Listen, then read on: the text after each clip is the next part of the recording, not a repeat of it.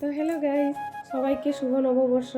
আজকে চলে এসেছি আবার একটা নতুন শর্টস ভিডিও নিয়ে, তো আপনারা দেখতে থাকুন।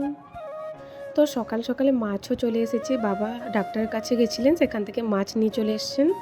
আর আমি এখানে মিহিকে আজকে নতুন ড্রেস পরিয়ে দিয়েছি, কারণ আজকে পয়লা বৈশাখ, তাই মিহিও একটু সাজুগুজু করে নিয়েছে।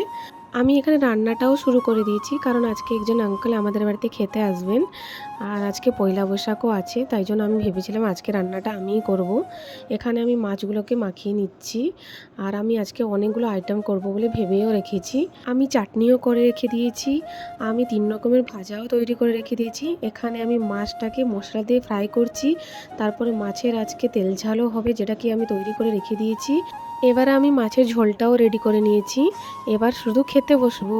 এখানে চলছে মিহির নেল কাট, কারণ মিহির নেল প্রচুর বড় হয়ে গেছে, তাই জন্য আমরা ওর নেলটাকে কাট করে দিচ্ছি। এখন আমরা খেতে বসে পড়েছি। আমি সবাইকে জিজ্ঞেস করছিলাম রান্নাগুলো কেমন হয়েছে, সবাই ভালো বললো। তাই আজকে ভিডিওটা রাখছি এই পর্যন্ত। Tata, bye bye.